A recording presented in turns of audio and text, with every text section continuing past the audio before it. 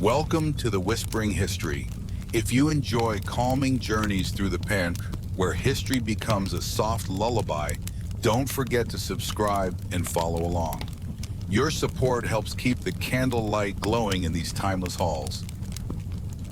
A night in Versailles. Good evening and welcome. Tonight, let us leave behind the rush of the modern world. Take a deep breath, gently close your eyes, or let them rest softly on the screen. For the next hour and a half, you will be carried away to a place built on golden dreams and candlelight whispers, to a palace where time moves slowly, like silk on marble. This is not a history lesson. It is a walk through memory, through sound, through sensation.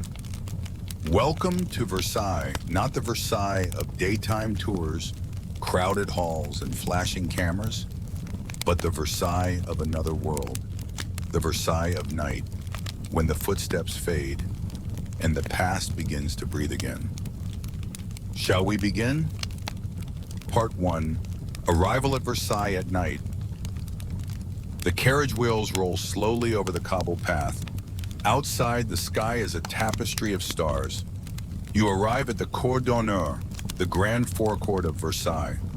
The palace rises before you, a crown of light and stone, brushed with moonlight.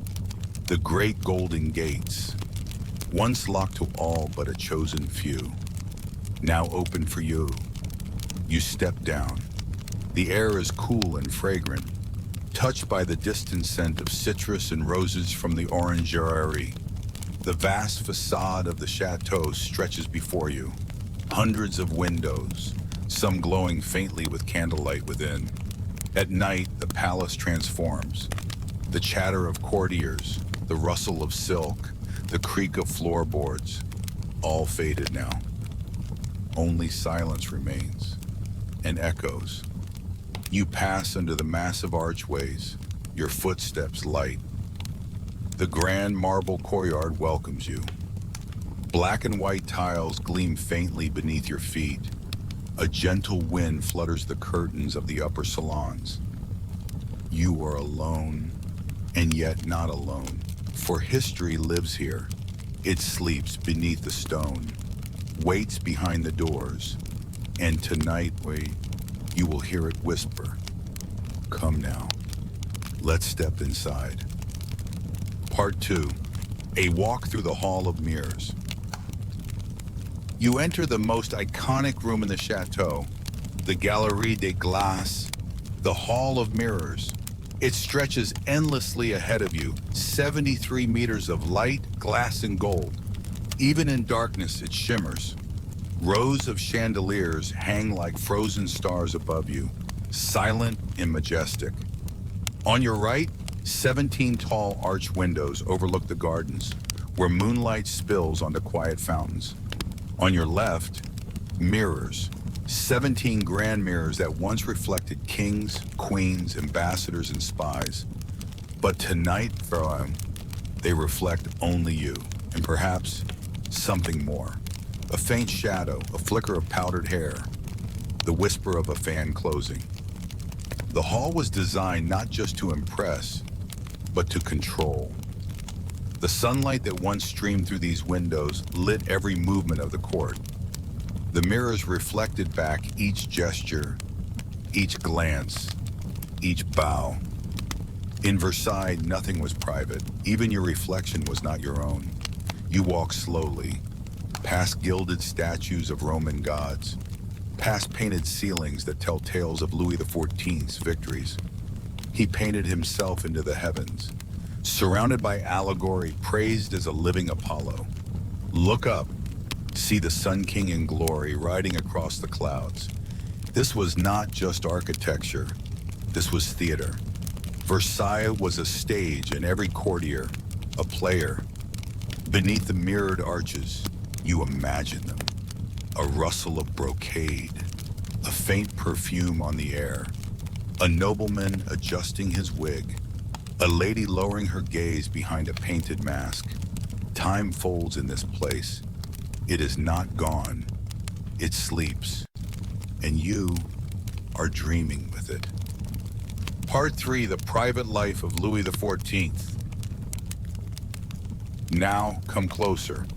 Behind the grand walls and golden galleries, there was another Versailles, a more intimate world.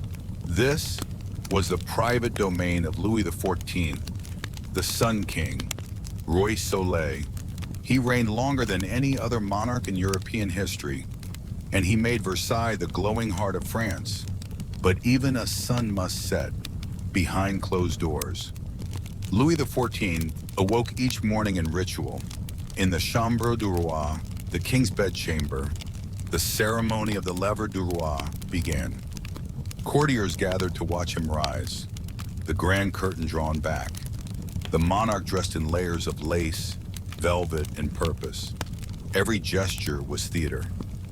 Even waking was politics. But behind the mask of majesty was a man. He loved music and composed melodies in his youth. He danced in ballets, his body moving with practiced grace. He adored the hunt, the rhythm of hooves, the wind on his face, the chase through the forests of Versailles. At night, the palace grew quiet, and Louis wrote letters to ministers, to generals, to secret lovers. He had many. Madame de Montespan, spirited and bold. Madame de Maintenon, quiet and deeply devout, whom he may have secretly married. Yet through all the power and all the splendor, there was discipline. Louis rose at the same hour, dined at the same table, walked the same garden paths each day. He controlled Versailles because Versailles controlled him. And still, sometimes he escaped. Down hidden quarters, into his cabinet, his private office where few were allowed, or to the Grand Trianon, a smaller palace of marble and calm, far from the spying eyes of the court. There he could breathe. There the king could be a man.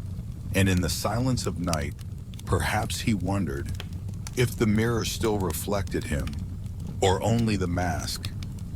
As we leave his chamber, let us whisper a quiet thank you to the man who built this world of dreams, and to the shadows he left behind. Part 4, Behind the Royal Etiquette and Court Rituals. Versailles was not just a palace. It was a world governed by ritual. Every hour, every gesture, every breath had meaning. Etiquette was not a suggestion, it was law. The rules of court life were exacting and sometimes absurd. To sit in the king's presence, a rare privilege. To hand him a shirt during his morning dressing, a sign of royal favor. Everything, even pouring water, was ranked by status. From morning until night, ceremony ruled all. There was the lever, the rising of the king, the grand couvert, a public dinner where nobles watched the monarch eat. The coucher, the royal bedtime ritual. It was not about comfort. It was about power. To be seen near the king, to be noticed by him, that was currency. Ambition moved not with swords, but with bows, curtsies, and carefully chosen words. Even silence could be strategic. The nobility had been brought to Versailles not to enjoy life, but to be tamed. Louis XIV had learned a lesson from the Fronde, the noble rebellions of his youth. A restless nobility was dangerous, so he gave them something else to fight for: attention. At Versailles, courtiers danced through a web of unwritten rules. Who you stood next to, which salon you entered, whether you were permitted to walk or only to stand. All of it mattered. Nobles spent fortunes on clothes, wigs, perfume, just to be seen. Their days were filled with waiting for a glance, a nod, a smile from the king. And many died having never received one. Yet still they came. Versailles was the sun, and they were drawn to its fire. Some rose, others burned. Beneath the golden ceilings, dreams were made and destroyed, not by war, but by manners. Part 5. The Whispering Walls, Court Intrigue and Secrets. Versailles sparkled with gold, but in the shadows it whispered. Every corridor, every salon held secrets. Behind the masks and manners, the palace was alive with intrigue. Gossip was currency, and the walls, they listened. Nobles plotted marriages, appointments, alliances, and just as often, betrayals. A glance at dinner could undo a career. A misplaced letter could exile a duchess. And a rumor, just one, could ruin a life. The court was not built for peace, it was built for competition. Some rose by charm, others by cruelty. Whispers traveled through the Petite Galerie, the private hallways behind the public rooms. Letters were slipped beneath doors. Secrets passed between gloved hands during the minuet. Even the king was not immune. He trusted few and feared betrayal from many. His own mistresses, like Madame de Montespan, were caught in scandals, accused of poisoning rivals, of practicing black magic in the shadows of Versailles. The affair of the poisons shook the palace to its core. Nobles arrested, priests condemned, dark rituals rumored beneath the elegance.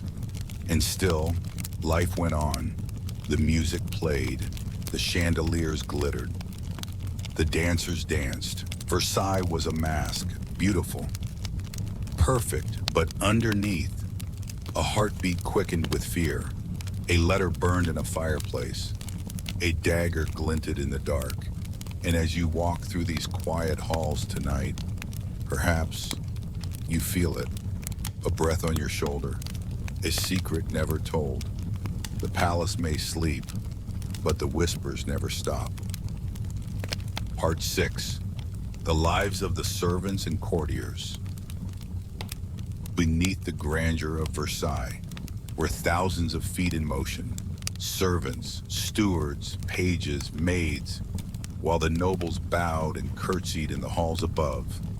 An invisible army made the palace breathe. Over 3,000 people lived and worked at Versailles during its height. Some served in silk, others in silence. They lit the candles, changed the chamber pots, polished the mirrors. They woke before the dawn and rarely rested before midnight. Many lived in the attics, hundreds of tiny rooms hidden just beneath the rooftops. No fire, little light, just a narrow mattress, a wash basin, and the cold hum of the stone walls. Yet, some servants held immense influence. The valet de chambre, who dressed the king. The femme de chambre, who knew every secret of a noble woman's boudoir. Power at Versailles did not always wear a powdered wig. Sometimes it wore an apron. And then there were the courtiers, nobles from across France, some rich, some poor, all hungry for favor. To live at Versailles was expensive. Outfits, bribes, carriages, gambling, all consumed fortunes. Many nobles ruined themselves trying to stay visible. They played roles, every day a performance. Some smiled at enemies, some married for advancement. All watched and were watched. In the salons and antechambers, games of wit were played, alliances made over fans and chessboards. But every life here was tethered to the king's gaze. Without it, you were invisible. Tonight, as we walk quietly behind the scenes, through kitchens, servants' quarters, hidden staircases, we remember those who moved in silence, who made the palace shine, but were never shown. And we pause to thank the invisible hands who held up the weight of a golden world. Part 7, the garden at night and fountains. The palace behind you fades, and now the cool air of the gardens wraps around your shoulders. You step outside into a dream, Versailles by moonlight, a stillness, deep and ancient. The world has fallen silent. Trees line the gravel paths like sentinels, perfectly trimmed, perfectly spaced. Symmetry reigns here, just as it did within the walls. Designed by André Lenotre, the gardens of Versailles are not nature, but the conquest of nature. Every bush, every basin, every tree obeys a royal design. You walk along the Grande Allée, where kings once rode, where music once echoed across the lawns. The air smells of wet earth, trimmed boxwood, and midnight. Above, the stars mirror the patterns of the garden below. At the Bassin de la Tonne, the goddess gazes down in marble stillness, surrounded by frogs and lizards, frozen in their punishment. And further still, the great fountain of Apollo rests in silence. Horses rear from the water, their manes flowing in bronze. Apollo rises from the depths, god of the sun, just like the king himself. During the day, these fountains roared, powered by engineering marvels. They danced to music and applause. But at night, they sleep, their surface calm, reflecting only the moon. You walk slowly past the bosques, hidden groves, green rooms of secret pleasures. Here, masked balls were held, lovers met in shadow. Musicians played beneath trellised stars. A breeze stirs, and you hear it, the whisper of lace, a note of forgotten laughter. Versailles does not forget. In its silence, it remembers everything. And here in the garden's embrace, time stands still. Stay as long as you like. There is no need to hurry. The stars above you are the same ones that watched over kings. Part 8, Versailles during the French Revolution. But all golden worlds must tremble, and Versailles was no exception. The 18th century advanced, and outside the gilded gates, France was changing. While the court danced, the people hungered. While silk flowed through the salons, bread became scarce in the streets of Paris. The divide deepened, and then it shattered. In 1789, a revolution stirred, not with swords at first, but with words, pamphlets, protests, petitions. Until one day, the storm came. October 5th, thousands of women marched from Paris to Versailles, angry, hungry, determined. They demanded bread and answers. The next morning, they broke through the palace gate, through these very halls, past guards, past courtiers, up the stairs to the Queen's private rooms. Marie Antoinette escaped by seconds, fleeing through hidden doors. The spell of Versailles was broken, no longer a symbol of power, but of excess. The royal family was forced to leave that day, escorted to Paris under guard. Never to return as monarchs, Versailles fell silent. The mirrors no longer reflected kings. The fountains ran for no one.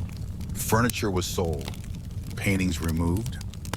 The palace stood, but hollow. The revolution had not just changed France, it had changed time, and the Sun King's dream had set. But Versailles would not die. Years later, it would become a museum. To all the glories of France, a place where anyone could walk the marble floors once reserved for royalty. And tonight, Wakai, you are here. Not as a courtier, not as a queen, but as a guest of memory. Part 9, The Ghosts of Versailles. The night deepens, the palace sleeps, candles have burned low, footsteps have faded, and you walk alone once more through silent halls. But perhaps not quite alone, for Versailles is never empty. It carries echoes. Ghosts, if you like, not of terror, but of time. A woman in a white dress, glimpsed just beyond the door. A soft sigh in the bedchamber where a queen once wept. The rustle of brocade in the hall of mirrors, though no one passes. Some say the past leaves traces, and here, the past lives just beneath the surface. You may feel it in the air. A memory, watching, listening, still here, not trapped, but rooted. Versailles was more than a building. It was a performance, a dream, a monument to both power and beauty. And in its silence, it endures. As you take one final look across the marble courtyard, as the wind brushes gently past your cheek, you may whisper a thank you to the kings who built, to the queens who endured, to the servants who labored, and the stories they left behind. Your journey ends here, but Versailles will remain, waiting, watching, whispering, good night, and sleep well. Part 10, The Secret Apartments and Hidden Doors. You thought the tour was over, but Versailles is never what it seems. Behind the gold, behind the mirrors, behind the ceremony, there are other doors, hidden ones, and tonight one of them opens for you. Follow me now, down a narrow corridor, a space barely wide enough for one person. The marble disappears, the gilding fades, and the walls grow plain, cool, silent. You've entered the petit apartments, the secret apartments of the king. Few courtiers were allowed here. Here, Louis XIV kept his most private thoughts, his writing desk, his scientific curiosities, his collection of timepieces, and his hidden staircase. Winding up to a mezzanine, a bedroom, a place of rest, the king had his public face. And then he had this: no grand ceilings, no flattering murals, just space to breathe. And nearby, even more secret still, the Cabinet des Dépêches, a room of letters, of dispatches from War and Peace.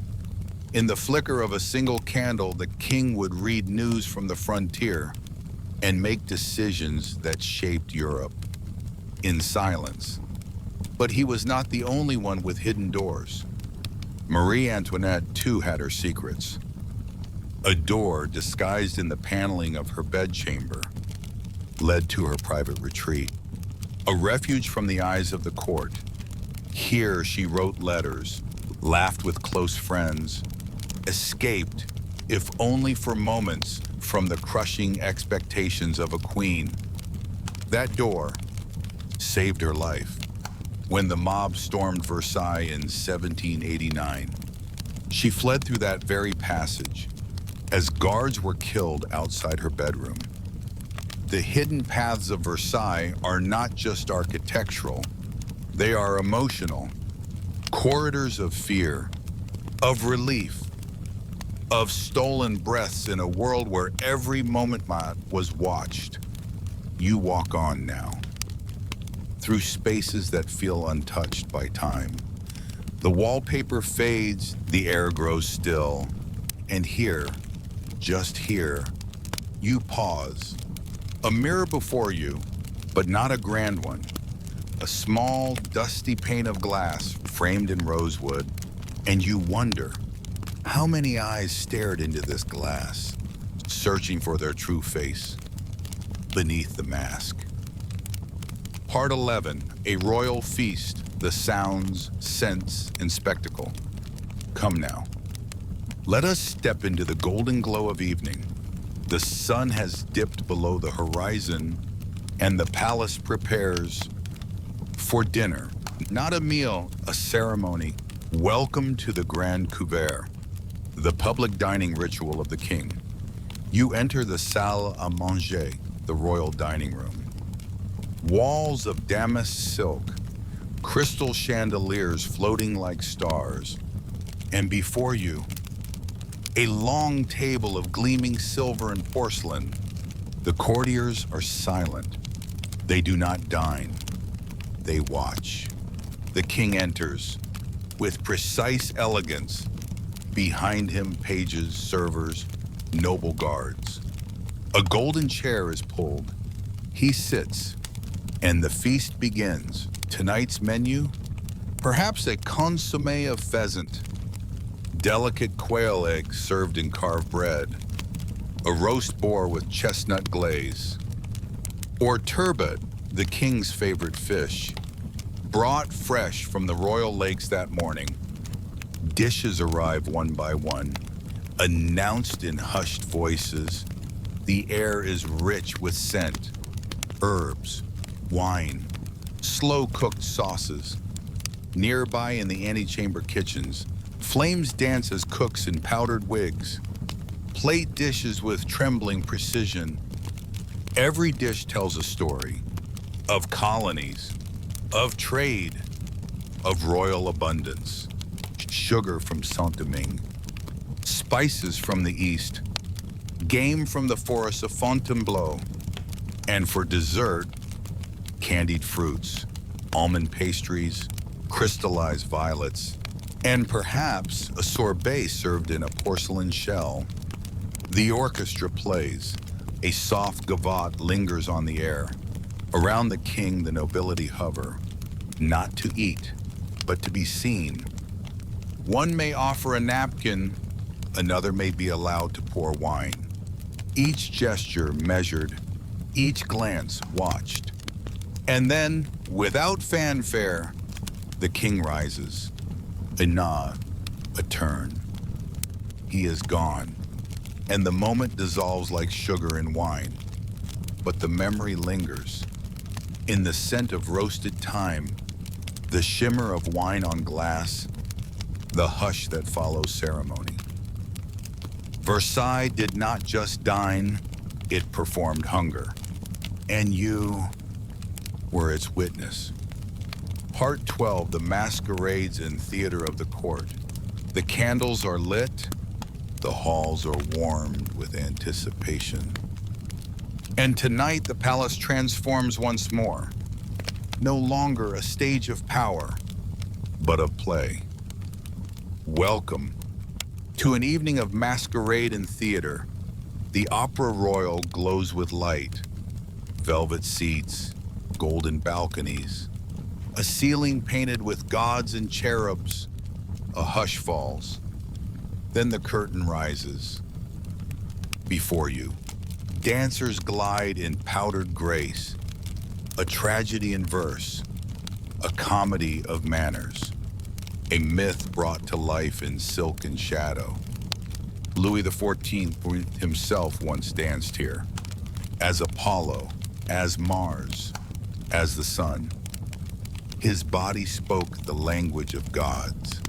And in those movements, he ruled twice, on throne and stage. The court watched. Not only the performance, but each other. Who applauded first? Who whispered? Who caught the king's gaze? Theater was diplomacy. After the play, the masquerade begins. The Galerie des Glaces is no longer a hall of mirrors, but a ballroom of disguise. Masks of silver and pearl, domino cloaks flowing in midnight blue.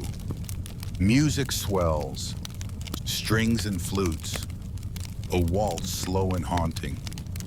Lovers trade glances behind lace fans. Enemies exchange pleasantries through gritted teeth. No one is who they seem. The duke may dance with a chambermaid. A cardinal may joke with the jester for one night. Rank is blurred. And beneath the masks, secrets are born. What happens at the masquerade does not stay. Tomorrow whispers will return. But for now, the chandeliers spin in soft light. Gowns trail across polished marble. And Versailles breathes like a dream. Part 13, the Queen's Hamlet, Marie Antoinette's countryside fantasy. Step with me now, away from the marble and mirrors, beyond the salons, past the fountains. We walk to a quieter place, nestled at the edge of the gardens, hidden by trees, lies a little world apart. The Hameau de la Reine, the Queen's Hamlet. Here the palace ends and fantasy begins. Built in the 1780s for Marie Antoinette, this was no ordinary royal estate. It was a stage set of a village, cottages with thatched roofs, Stone bridges over lily-draped ponds, chickens pecking at the earth, goats in the grass. It was rural, idyllic, but never quite real. No smells of manure, no aching labor, just the illusion of simplicity. The queen would come here in muslin gowns, her hair adorned with the ribbons instead of diamonds. She played shepherdess, feeding sheep from porcelain bowls. She hosted tea by the mill, read poetry in the dairy, wandered barefoot through dew-kissed grass. To escape the weight of the crown, she crafted a dream. Critics called it foolish, indulgent, blind to the world outside. And yet, was it so strange? A queen, longing not for power, but for peace. Perhaps she hoped this place, this artificial Eden, might offer a kind of freedom Versailles never could. Tonight it is still. The moon glints off the pond. The soft bleating of sheep echoes over water. The cottage windows glow faintly with candlelight. And somewhere here, a woman once wept for a world that no longer belonged to her. She sought escape, but found a storm. Pause, the gentle sound of a wind blowing through trees. The Queen's Hamlet remains. A dollhouse of dreams, worn by time and softened by memory. You may walk these paths tonight and wonder if dreams can ever truly be simple. Part 14, Hidden Chambers and Forgotten Rooms. Versailles is vast. Grand halls, glittering salons, marble staircases. But tonight, we slip into the quiet spaces, the hidden ones, the ones where history forgot to clean up after itself. Beyond the gilded mirrors and velvet drapes, there are doors behind doors, secret staircases, dusty attics, echoing cellars, places never shown to guests, or even to kings. We pass through a narrow passage, barely shoulder wide, stone walls cool to the touch. A single candle flickers in its glass. Its flame dances against forgotten frescoes. Here is the Cabinet Noir, where letters were read in secret before they ever reached their addressees. Here, a locked wardrobe, once filled with wigs, shoes, or scandalous pamphlets. In another chamber, a servant's bedroom, no larger than a closet, a worn mattress, a cracked mirror, a name etched faintly into the wall. Elise. Who was she? No one remembers. But she walked these halls. She knew which floorboards creaked in the Queen's hallway. She carried whispered notes between lovers. She polished silver before dawn. There is a small chapel, unused for centuries, a dusty crucifix, a pew that groans when you sit. You can still smell wax in the air, still hear faintly a hymn from long ago. Versailles was a palace of grandeur, but also a palace of hiding. People hid letters, feelings, secrets, and sometimes themselves. A noble woman in disgrace might vanish into these back rooms. A dismissed servant might linger for one last look at the life they served. Not all stories were celebrated here. Some were tucked away, like old books on a shelf, waiting for a reader. Tonight, that reader is you. Walk gently. Let your fingers brush the old stone. Feel the dust settle beneath your steps. The hidden Versailles lives on, not in gold, but in silence. Long pause, and tonight, we have remembered it. Part 15, Music of the Palace, Soundscapes of Versailles. Versailles was never silent, Not truly, even when words failed. The palace spoke in music. At dawn, a lone violin might echo through the king's apartments. At dusk, a chamber ensemble might play in the marble hall. Music was the invisible thread that tied the court together. Louis XIV adored it. As a boy, he studied dance and composition. As a man, he made music a tool of power, a symbol of order and taste. Jean-Baptiste Lully, the court composer, crafted operas that told the glory of the Sun King. Horns blared during royal hunts. Pipes fluted as courtiers twirled in elegant minuets. Even dinners were orchestrated affairs, with viols and flutes providing a soft undertone beneath the clink of silverware. But beyond ceremony, music whispered in quiet corners, a maid humming as she made the bed, a tired page whistling a melody as he cleaned the steps. The palace pulsed with rhythm. Listen now.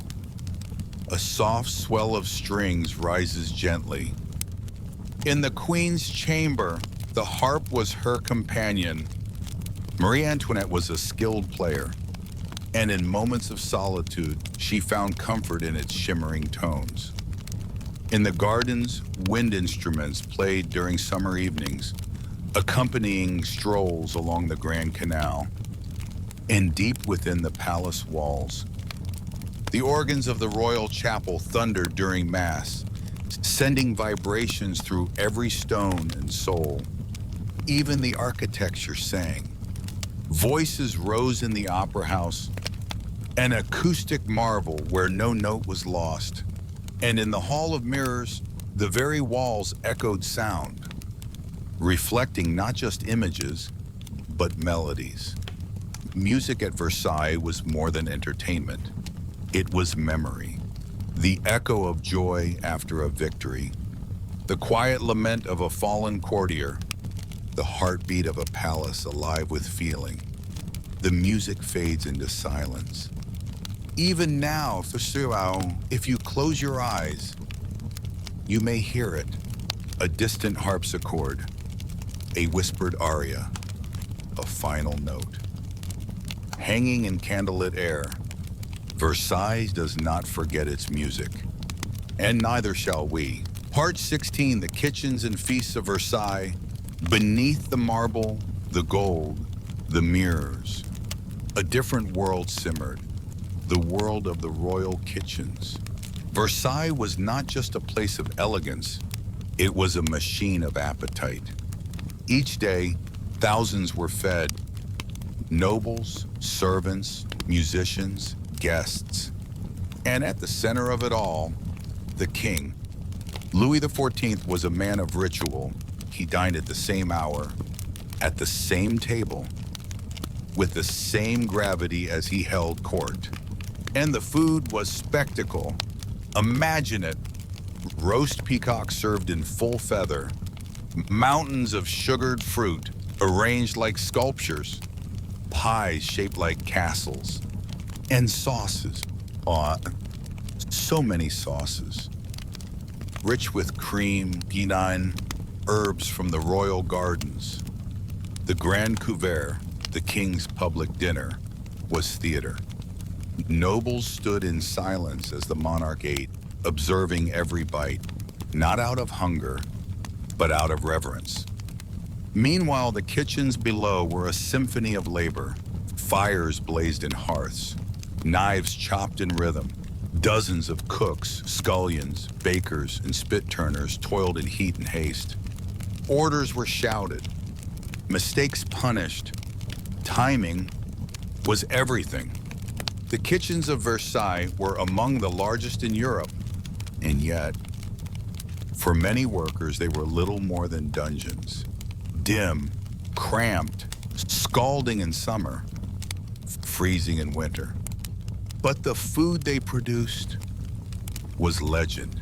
Dinner stretched for hours, with courses upon courses, soup, fish, roast, game, fruit, cheese, pastries, and of course, wine from Bordeaux from Burgundy, flowing freely like the court's ambition.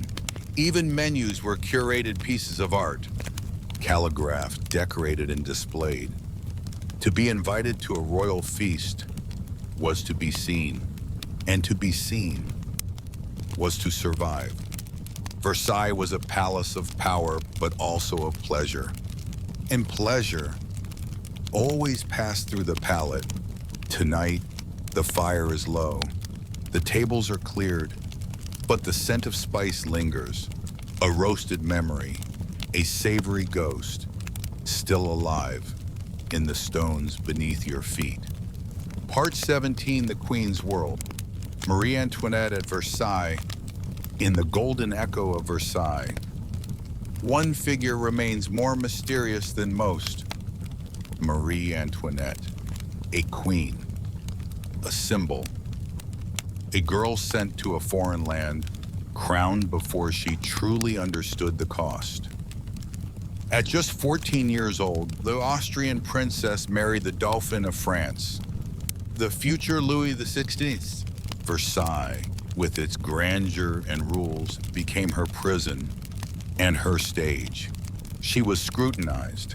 Every word, every gesture, every gown. Courtiers whispered, diplomats judged. The people outside the gates imagined. But who was she, in truth? Behind the towering hairstyles and extravagant gowns was a young woman yearning for air.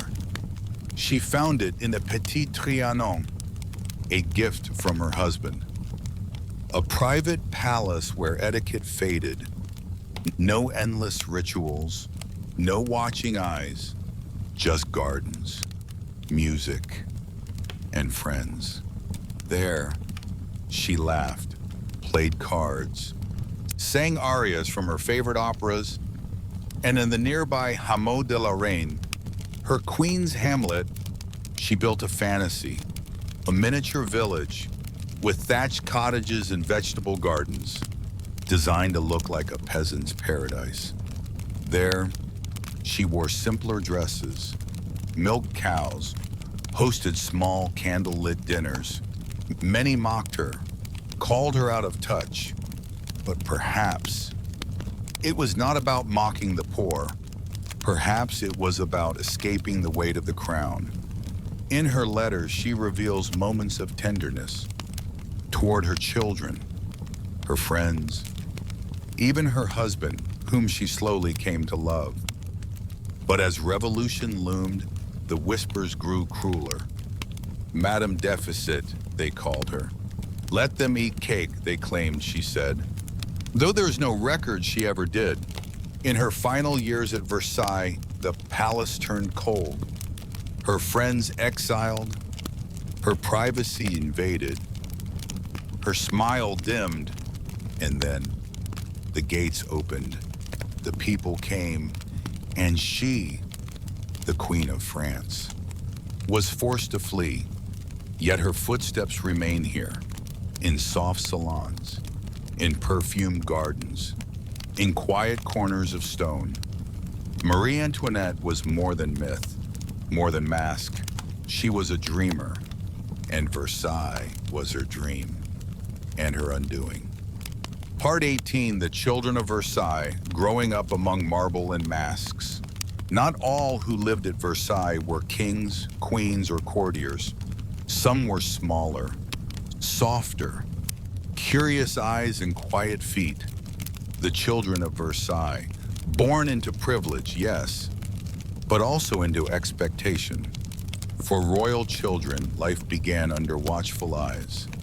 The Dauphin, the heir to the throne, lived not with his parents, but in his own apartments, surrounded by tutors, nurses, doctors, and guards. His every cough was noted, his every lesson memorized, his laughter carefully allowed.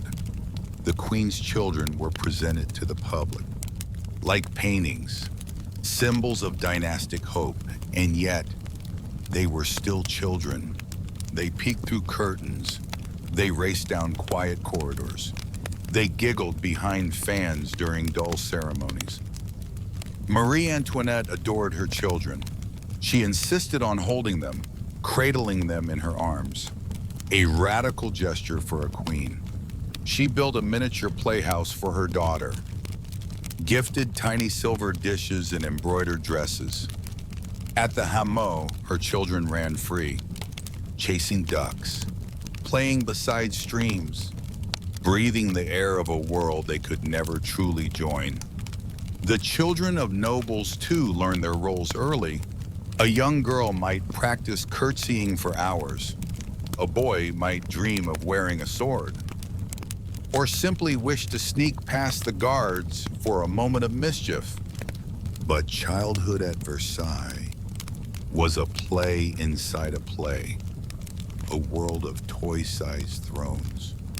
Dinners where small hands gripped heavy silver forks, and bedtime stories were whispered beside tapestries of gods. Behind every polished door, a nursery breathed, a lullaby echoed, and tonight, if you listen carefully, you may hear it still. The ghost of a giggle in the Queen's music room, the creak of a cradle in the servant's attic. For even in a palace of marble and mirrors, a child's heart beat just the same. Part 19, The Sounds of Versailles, Music, Murmurs and Silence. Versailles was a palace of sounds, but not always the ones you'd expect. Yes, there was music, harpsichords and viols, dances echoing through candlelit halls. Yes, there was laughter, and applause and whispered flirtations. But listen closer, beyond the spectacle. Versailles sang a quieter song, the hush of a brush gliding over velvet, the faint click of heels on marble, the swish of a lady's gown passing through a corridor, like wind slipping through silk. In the salons, the murmur of conversation never ceased. Witty remarks, calculated compliments, coded rivalry, a sigh from a chambermaid outside the Queen's door, the clink of porcelain at dawn. Every space in the palace was alive. Even the silence had texture. In the royal chapel, silence reigned between the choir's songs, a holy hush that settled like dust in the rafters. In the gardens, even the wind obeyed design. It rustled the trees in rhythm, carried rose scents across stone fountains. Nightfall brought another kind of music, the squeak of a lantern hook, the rustle of logs being stacked in the king's fireplace, the distant hoot of an owl punctuated by the shifting of guards. And in the attic, the faint groan of beams, a servant's quiet prayer. Versailles never slept. It only softened.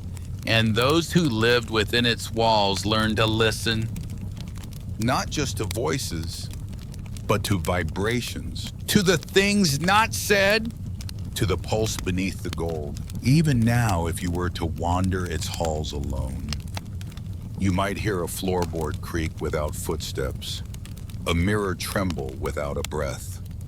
It is not haunted in the usual way. It is haunted by presence, by memory, by 1,000 sounds that have never truly faded. Part 20, Hidden Doors and Secret Rooms of Versailles. Versailles, a palace of grandeur, of light, of display. But what many never see is what lies behind the display. Hidden doors, secret staircases, concealed chambers tucked behind gilded panels. Versailles was not just built to impress, it was built to protect, to conceal. Imagine a mirror, wide and regal, hung with care, yet behind it, a passage. A wooden panel swings open, and a narrow stairwell descends into shadow. The court believed in appearances, but kings believed in exits. Louis XIV knew power could be fleeting. He had lived through rebellion. The Fronde taught him that palaces must have escape routes, and so he built them. Quiet corridors behind ceremonial rooms, secret pathways that connected the king's bedchamber, to the queen's, to the chapel, to the cabinet. The queen, too, had her hidden doors. In 1789, as the revolutionaries stormed the palace, Marie Antoinette vanished into the walls, escaping through a passage behind the Meridian Salon. One moment, a queen under threat, the next, a phantom. Servants knew these routes better than anyone. The valets, the femmes de chambre, the pages. They moved unseen, slipping from chamber to chamber like whispers. Food was delivered not through halls, but through hidden corridors. Messages, too, love letters, political dispatches, warnings. Behind the Hall of Mirrors, a web of discreet rooms sprawled. Antechambers, offices, closets, even tiny thinking rooms where the king could plan, pace, or hide. Not all secrets were noble, some were scandalous. Affairs bloomed in hidden boudoirs. Rendezvous whispered into midnight, and if caught, a servant might pretend to be dusting. A nobleman might say he was lost. Even the decor lied. A bookshelf that was not a bookshelf. A fireplace that opened like a door. Architects of Versailles were not just builders, they were magicians. For every visible room, there was one more unseen. Even today, historians continue to discover forgotten spaces. Narrow staircases sealed shut. Storage rooms once used as hiding spots. Versailles, in many ways, is not one palace, but two, one of mirrors and one of shadows. And when you walk its halls, you are never far from a hidden world. A creak in the wall, a draft where there should be none, a painting that hangs just off-center. Perhaps you're being watched, or perhaps someone once stepped through there. Perhaps they still did. Part 21, Versailles and the Art of Seduction, Love, Beauty, and Power. Versailles, where power dressed in velvet, where beauty was not only admired, but weaponized. This palace was not merely a seat of government, it was a theater of desire. Every look, every fan opened, every bow was a move in a game. And the prize? Influence, proximity. A whisper in the ear of the king. At Versailles, seduction was an art, and love was rarely just love. For a courtier, the right affair could bring titles, land, a future. For a noblewoman, charm could elevate her family for generations. And for the king, it could mean escape. Louis XIV had many mistresses, some official, others only hinted at in candlelight. The most famous, Madame de Montespan. Bold, brilliant, witty, she commanded rooms with her voice, not her rank. She bore the king 7 children. She dined beside him. She ruled quietly from the side. But even stars fade. When rumors of poison and black masses shadowed her name, the king turned inward. And to Madame de Maintenon, quiet, devout, reflective, the opposite of Montespan in every way. Some say he married her in secret. A queen, but only in silence. Yet love at Versailles was never simple. The queen, Marie-Thérèse of Spain, was often sidelined. Her duties were ceremonial, her pain private. She bore the weight of appearances. While others captured the king's gaze, and it wasn't just the king. Courtiers danced through salons, their fans fluttering like birds, their perfumes tracing paths of memory. A glance held longer than it should, a hand brushing a sleeve in the crowd. Behind the dazzling etiquette, Versailles pulsed with longing.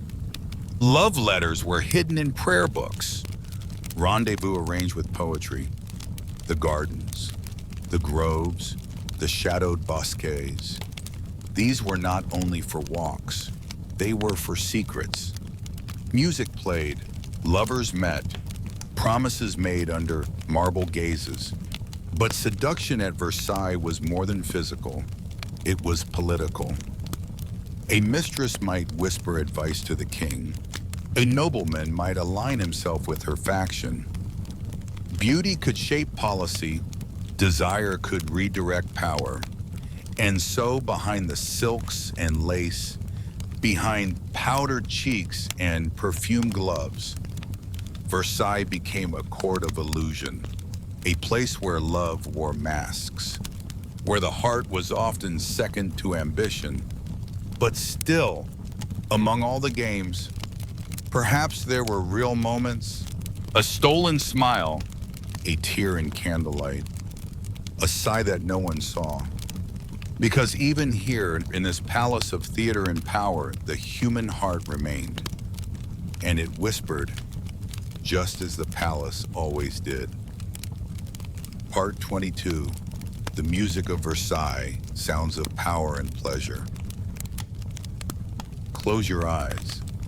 Can you hear it? The faint melody drifting through candlelit corridors. At Versailles, music was more than sound. It was ceremony. From the moment the king awoke, his world was scored like a symphony. Trumpets signaled the lever. The king's waking. Drums marked processions. The chapel royal, rising like a musical cathedral of gold, echoed with sacred harmonies. Composers wrote masses for every Sunday. Choir boys rehearsed for hours in frigid morning air. Every gesture timed to a note, and yet, music also meant pleasure. Versailles was alive with concerts. The Salon de la Musique hosted string quartets and soloists. Nobles gathered not just to listen, but to be seen listening.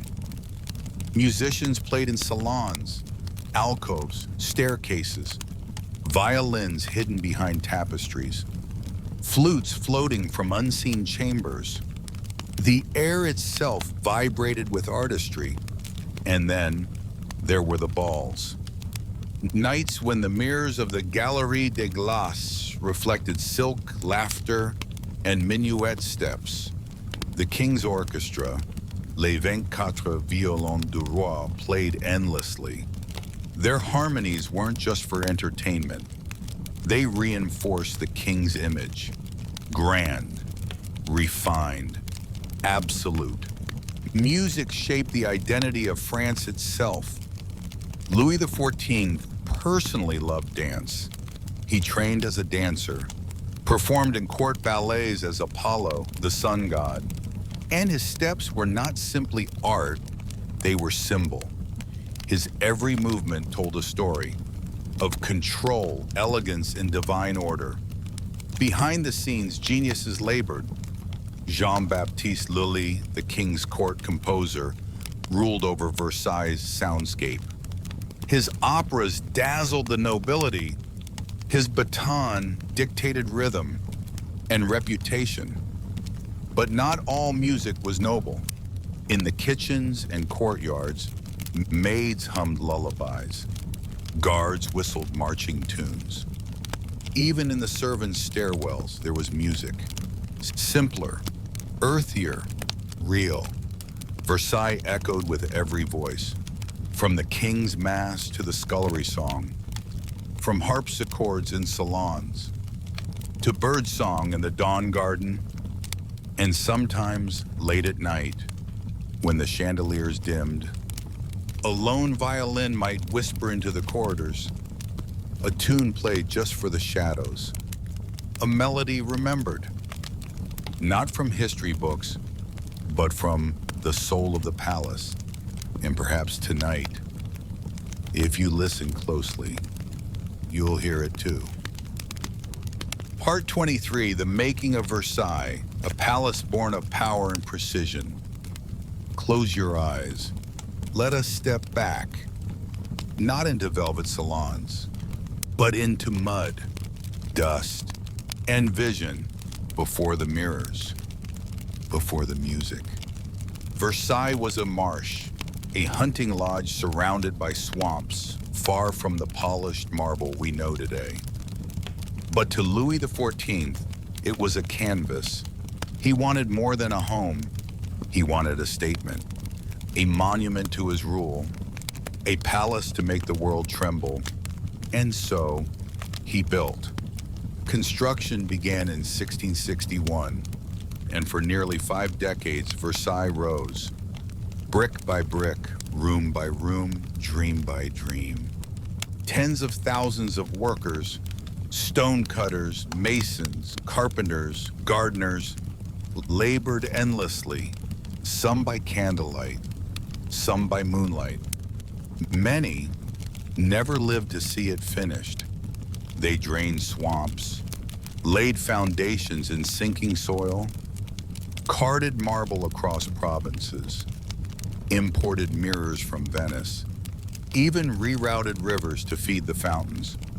The grand perspective, stretching from the Hall of Mirrors through the gardens and into the horizon, was not just an axis, it was a vision line, a symbol of absolute control over nature and man. Everything was measured, everything symmetrical, everything planned. The central axis of the palace aligned with the rising sun. Why? Because the king called himself the Sun King. And in his world, the sun always shone from Versailles. The architecture wasn't just beautiful, it was ideological. Columns evoked Rome, symmetry echoed cosmic order, ornaments told myths, but all pointed back to Louis. He even built factories just to supply the palace. Glass, porcelain, tapestry. The royal carpenters and gilders were housed on site, their lives devoted entirely to opulence. And the cost? Astronomical. Historians estimate over 2 billion euros in today's money. And still, Louis paid it, not because he could afford to, but because he couldn't afford not to. Versailles was politics, power wrapped in plaster and stone. When foreign dignitaries visited, they saw more than a palace. They saw the glory of France and the Galerie des Glaces, the Chapel Royal, the Royal Opera. Each room was a statement, not of comfort, but of command. This was not a place to live. It was a place to awe. And even today, as you walk its halls, as you breathe its still air, you feel it. Not the warmth of home, but the weight of a dream. Massive, blinding, and eternal. The making of Versailles was not just a feat of architecture. It was the sculpting of a myth. And as the moonlight glows softly against the stone, the myth still stands. Part 24, Versailles. After the fall, echoes in the dust. The revolution came, and the Sun King's dream shattered. Versailles, once the beating heart of an empire, now stood silent. The mirrors still hung, the chandeliers still glittered, but their light was hollow. After the royal family was forced to leave in October 1789, the palace began to decay. It was not destroyed in flames, but in neglect. Without a king, Versailles was useless. The courtiers vanished. The rituals stopped. The fountains no longer danced. And silence spread like ivy across stone.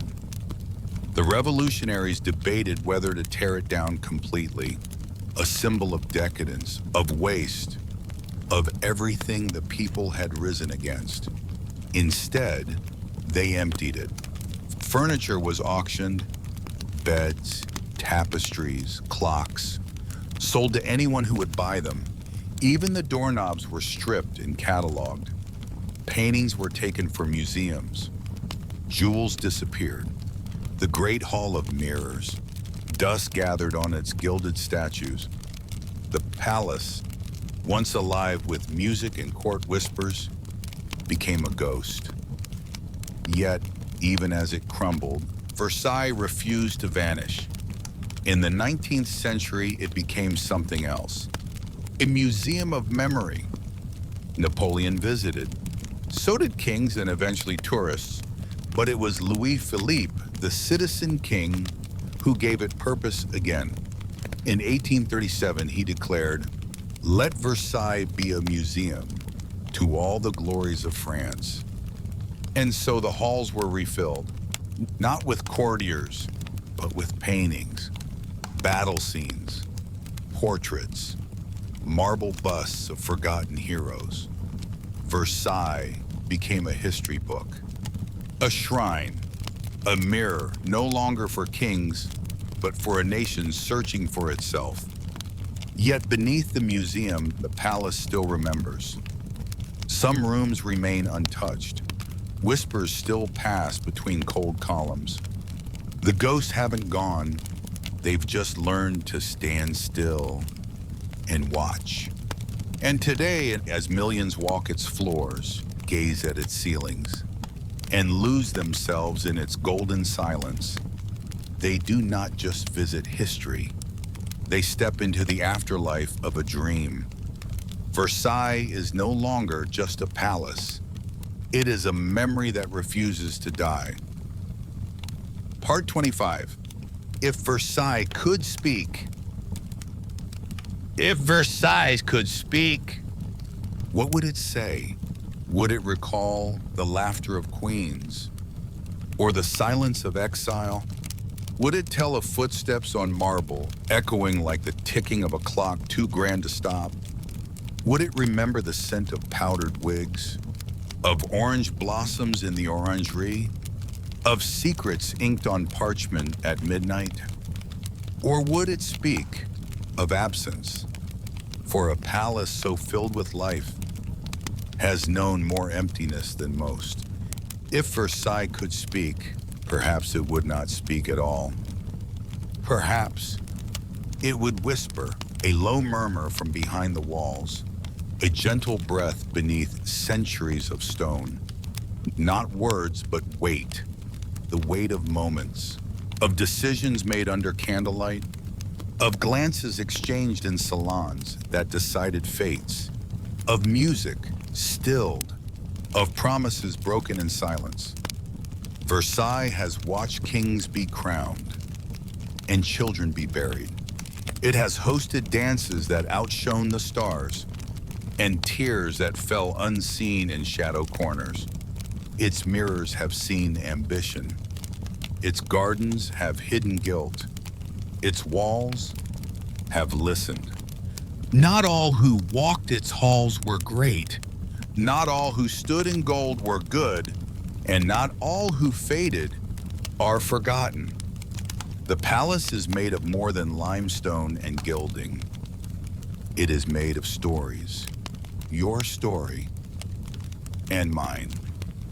Echo now in its chambers, because Versailles is no longer just a place. It is a question, a stage, a memory that lingers like perfume in the air long after its source is gone. And if you listen, truly listen, perhaps you'll hear it say, "I am not the past. I am the proof it ever lived. I am not silence. I am the breath before the song. I am Versailles, and I remember everything."